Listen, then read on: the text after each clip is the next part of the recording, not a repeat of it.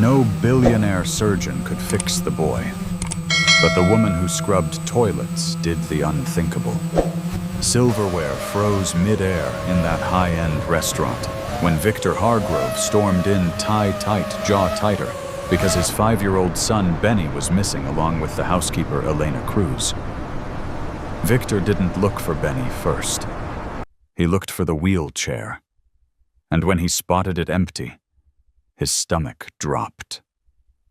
There, in a beam of window light, Elena knelt on the marble floor in her plain blue uniform, one bright yellow cleaning glove still on, gently tying Benny's shiny dress shoe. And Benny was standing tall in his tiny tux, like he'd been born for it.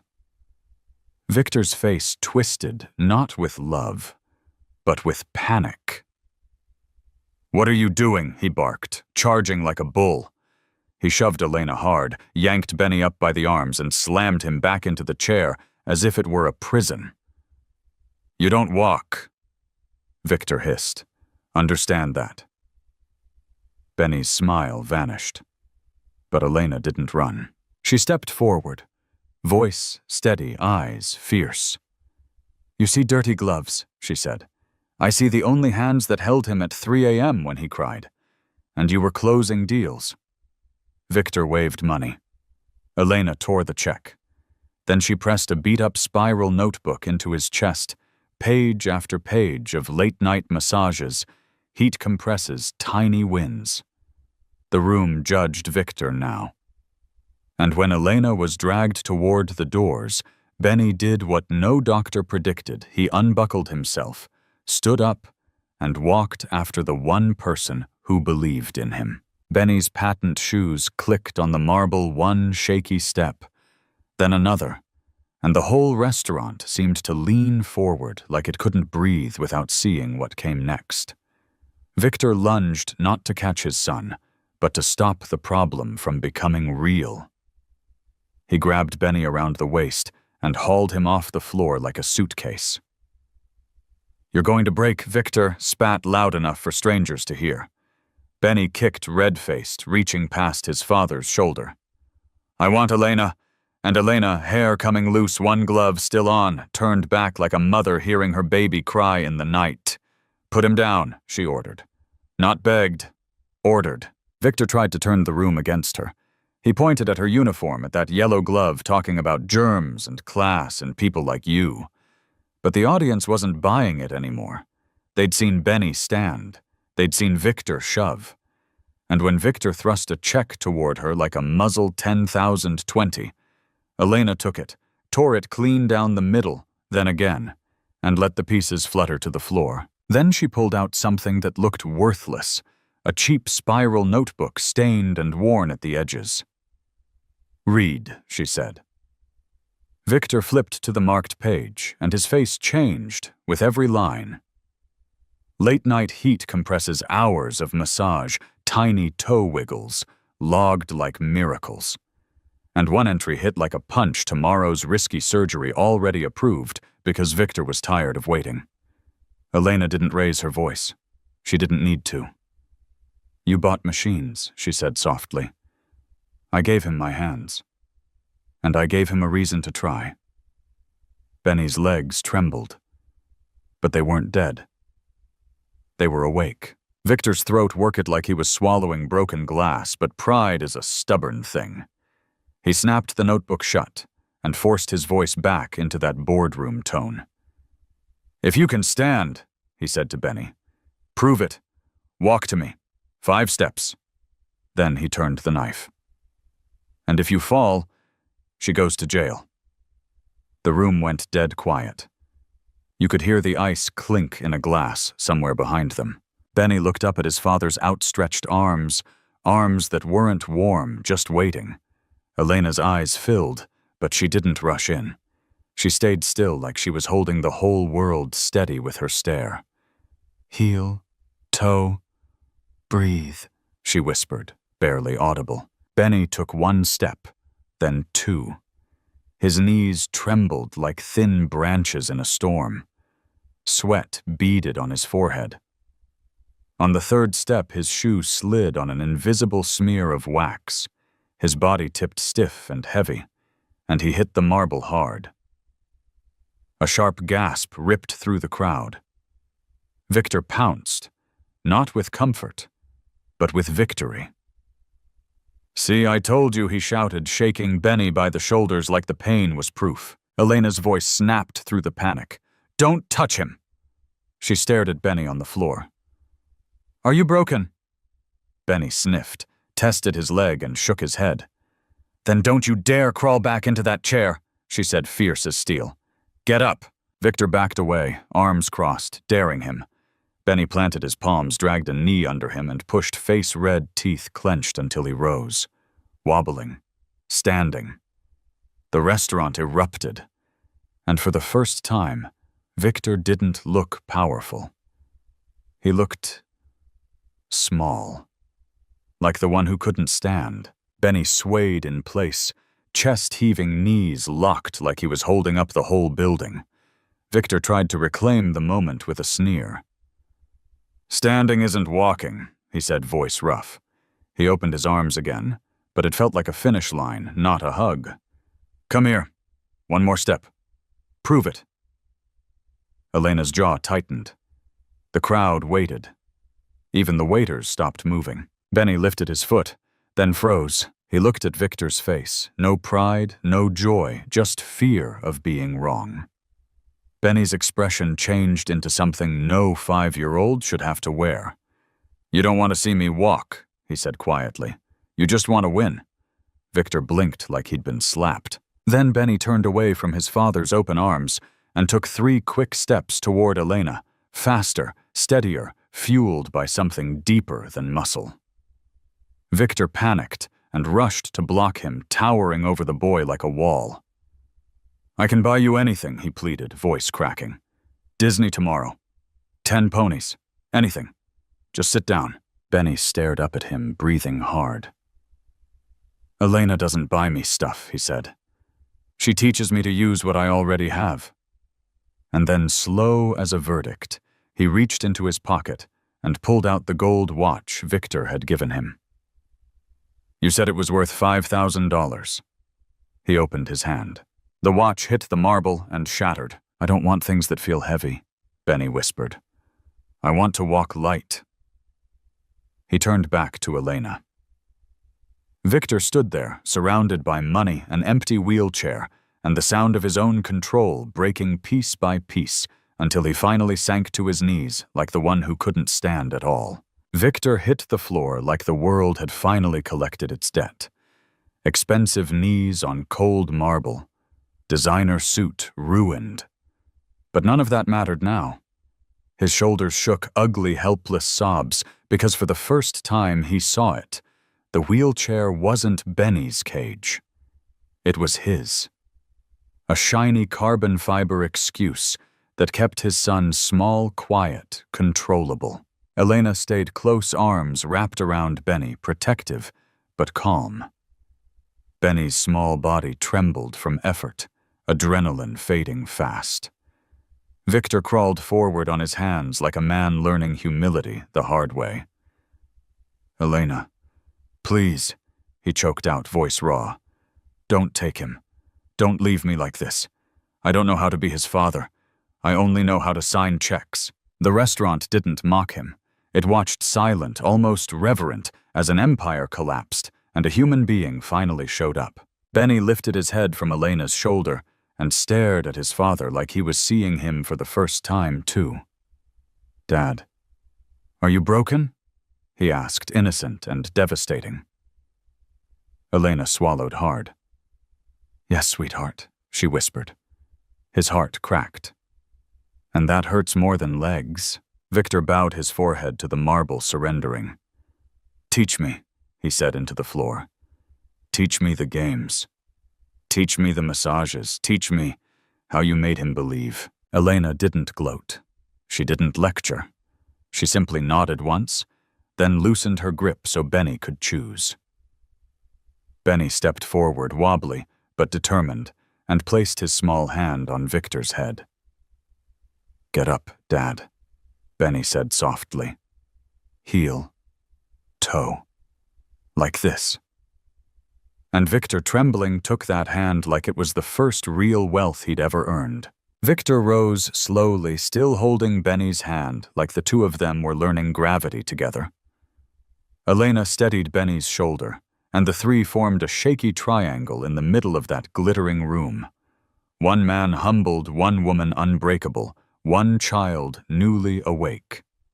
The manager rushed up, flustered, pushing the sleek wheelchair like it was priceless treasure. Sir, your chair. It's expensive. We can repair it. Victor looked at it for a long beat. Under the chandeliers, it didn't look like help anymore. It looked like a throne built from fear. We didn't forget it, Victor said, voice calm and final. We're leaving it. The manager stammered something about fees and storage. Victor pulled a thick wad of bills from his wallet, didn't even count, and shoved it into the man's shirt pocket. Donate it. Burn it. I don't care, he said.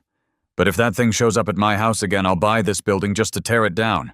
Benny's eyes widened. For real, Dad? Victor knelt to Benny's level and brushed a smudge of dirt off his cheek with his thumb. Gentle, careful, like he was afraid to do it wrong. Your legs will get tired, he said softly. They'll hurt. And when they do, I'll carry you. Or Elena will. But that chair, it doesn't get to own you anymore. Scout's honor. Benny sniffed, then grinned. Astronaut's honor, he corrected. Victor let out a wet laugh through tears. Astronaut's honor. Outside, the evening air hit them fresh and golden. A black limousine waited at the curb, and the driver hurried forward, alarmed. Sir, the photo shoot. Cancel it, Victor said. Cancel everything. He glanced at the park down the block and squeezed Benny's hand. We're walking to the moon. Victor stood on the sidewalk like a man who'd just walked out of his old life without a suitcase. The limo rolled away, and the city noise rushed in horns' footsteps, the hiss of traffic, while Benny stayed upright between them, swaying but smiling like the street itself was a victory. Victor glanced at Elena, shame rising in his throat. Elena, what I did in there, he started, eyes dropping to his own polished shoes. I don't deserve forgiveness. Elena didn't soften. She simply folded her stained apron, tucked it into her bag, and lifted her chin. That one quiet motion said it all. The shift was over. The power dynamic, too. Then Victor swallowed hard and blurted, You're fired. Benny's face snapped toward him. No. Elena didn't flinch. She just waited. Victor took a breath, voice shaking. Fired as my housekeeper, he clarified. You will never scrub another toilet in my home. Those hands, they're not for garbage. He reached for her rough, hard-working hand, careful, respectful. I need you as Benny's authority. You decide his schedule, his doctors, his therapy, his play. And I'll be your assistant. Teach me what's in that notebook. Teach me how to be here. Elena studied him, then let out a small, exhausted laugh. I'm demanding Mr. Hargrove, she warned. You skip astronaut training. I fire you. Victor laughed through tears. Deal. They started towards the park, slow, uneven steps. 10 feet in, Benny stumbled. Victor's arms shot out on instinct, panic flashing until Elena pressed a palm to his chest. Wait, she whispered. Let him. Benny caught himself, grunted, pushed up alone, and looked back. I'm okay, he said, breathless.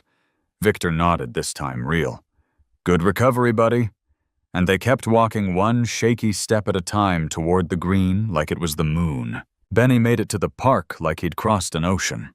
The grass ahead looked soft, forgiving an entire world that didn't punish you for wobbling. As the sun dipped low, the light turned the lawn gold, and Benny's eyes went wide like he'd just spotted a launch pad. Soft ground, he yelled, letting go of both hands. Victor's chest tightened. Every instinct in him screamed, grab him, save him, control it. But Elena's gaze kept him anchored. No pity, no panic, just trust. Benny took off more of a crooked trot than a run, arms windmilling one leg, dragging slightly the other, trying to lead. To a doctor, it might have looked messy. To Victor, it was the most beautiful thing he'd ever seen. Benny made it about 30 feet, then dropped into the grass and rolled, laughing so hard he could barely breathe, smearing dirt all over that expensive little tux like it was a trophy. Victor stood at the edge of the path, still in disbelief, until Elena stepped beside him and nudged his shoulder. "Go," she said. "Get dirty too." Victor hesitated 1 second of the old man fighting to survive. Then he broke. He ran onto the lawn and his rolled-up sleeves slipped a little and threw himself down beside Benny. "Got you," he shouted, tickling him like a kid, not a CEO. Benny shrieked with laughter, kicking those once useless legs with pure life. A few yards away, Elena pulled out her battered spiral notebook and a pen. She opened to a fresh page, smiling through tears, and wrote, "Day 1 of the new life. Mr. Hargrove has grass stains on his shirt. Benny ran 30 feet. The chair stayed behind. Today, we became a family." Then she closed the notebook to her chest and walked into the grass, ready to play, not to serve. Victor lay in the grass, laughing until his ribs hurt, and then without warning the laughter caught in his throat. Because for the first time, he noticed something terrifying. He didn't know what to do next. Not a deal to close. Not a call to make. Not a problem to buy away. Just a child. Breathing hard. Smiling. Alive. And a woman nearby who had carried the weight he'd been dodging for years. Victor pushed himself up on his elbows and watched Benny roll in the dirt, squealing, kicking those stubborn legs like they belonged to him again. Victor's eyes drifted to the sidewalk where the limo had been. Empty now. Quiet. The old world had driven off without him. He turned to Elena, voice low. "What happens when he gets tired?" Elena didn't flinch. "Then he rests," she said. "Then he tries again. That's how bodies learn. That's how hearts learn, too." Victor nodded, swallowing hard. His hands, those polished, useless hands, looked different to him in the fading light. He flexed his fingers like he was meeting them for the first time. "Show me," he whispered. "Not tomorrow. Not after I have time. Now." Elena sat down on the grass, motioned him closer, and placed 2 fingers on her own calf. "Here," she said. "When it cramps, you press. Not hard, steady. Warm hands. Slow breath. You don't rush healing." Victor mirrored her, clumsy at first, then careful. Benny waddled over, collapsed between them with a dramatic groan. "Astronaut legs are tired," he announced. Victor smiled, soft rile, and glanced at Elena. "Captain," he said, permission to practice. Elena's mouth lifted. Granted. And in that moment, Victor understood the last truth. The miracle wasn't Benny walking. The miracle was Victor finally learning to stay. The sun slipped lower, and with it, something inside Victor finally loosened like a knot that had been choking him for years. He sat in the grass with dirt on his cuff and tears drying on his face, watching Benny wobble in small circles, like a tipsy little astronaut testing a new planet. Elena closed her notebook and held it to her chest, as if it were a sacred thing. Victor stared at that beat-up spiral like it was worth more than every contract he'd ever signed. "I spent my life buying solutions," he said, voice quiet. "Turns out I was just buying silence." Elena didn't argue. She didn't need to. Benny flopped onto his back, arms spread wide, breathing hard. "We made it," he whispered. "To the moon." Victor reached for his son, slow this time, asking with his body instead of demanding with his hands. Benny nodded, and Victor lifted him gently, not like a broken thing, but like a boy who'd earned his exhaustion. "Your legs did something brave today," Victor murmured. "And so did you." Benny's eyelids drooped. "Do we go again tomorrow?" Victor looked at Elena, and for once he didn't look for permission, he looked for guidance. Every day he promised. Heel, toe, games, practice. All of it. "I'll cancel whatever I have to cancel." Elena's expression softened just a notch. Then we start with one rule, she said. No more wheelchair talk like it's his destiny. Victor nodded, swallowing hard. It's not. Benny smiled against his father's shoulder. Astronaut's honor. Victor kissed the top of his head, warm, awkward, real. Astronaut's honor, he whispered. And as the last light faded, 3 shadows stretched across the grass, no longer master and servant. Not patient and payer, just a family learning to walk forward together. The next morning didn't feel like a victory lap. It felt like rehab for all 3 of them. Victor showed up at the kitchen before sunrise. Sleeves rolled, hands washed raw, Elena's worn notebook open beside a mug of black coffee like it was the only manual that mattered. Benny sat on the floor in pajamas, legs stretched out, watching his father with cautious eyes. Not hopeful, not yet. Just waiting to see if yesterday was real. Elena tapped the page with her finger. Day 212, she said. This is where his ankle started to wake up. Warm compress, 10 minutes. Then the game. Victor nodded like a student. He filled a towel with warm water, wrung it out, and laid it over Benny's calf. Benny flinched, then relaxed when Victor didn't rush, didn't squeeze too hard, didn't bark orders. Victor's palms were clumsy, but they were there. Present. Warm. Alive. Ready for astronaut training? Elena asked. Benny's mouth twitched. Moon rules? Elbows in. Heel. 2, Elena said. Victor swallowed, got down on the tile beside his son, and whispered, I'm not leaving today. No calls, no meetings, just us. Benny pushed up wobbling, and Victor froze, every rescue instinct firing until Elena lifted one hand like a stop sign. Let him, she warned. Benny steadied himself, took one shaky step, then another 3 feet, then 5 toward the living room rug. He didn't fall. He didn't look back for permission. He just breathed and walked, and Victor's eyes filled as he realized the hardest part wasn't Benny learning to move forward. It was Victor learning to stop pulling him back. That afternoon, Victor did something that would have been unthinkable. A week ago, he walked into his home office, stared at the wall of awards, and felt absolutely nothing.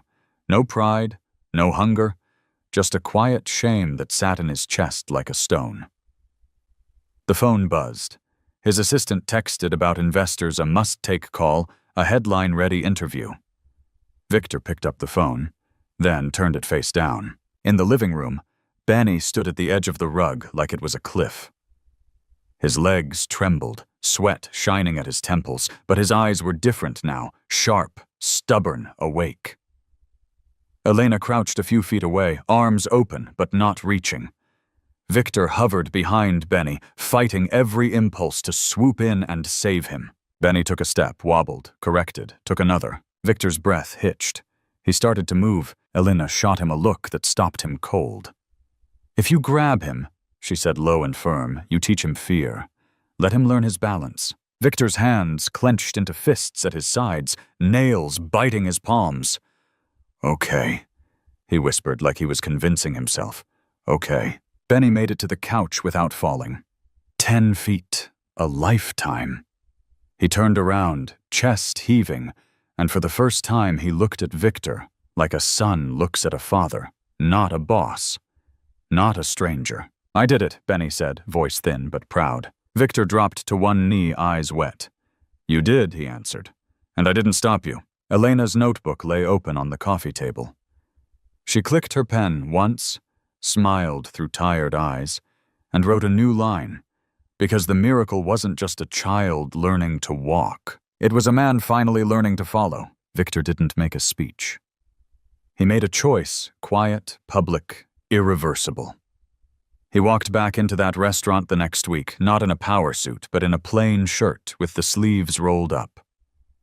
Benny walked beside him, slow, steady, proud, while Elena carried the worn notebook like a family Bible. The host recognized Victor and rushed over with that VIP smile, but Victor didn't look at the best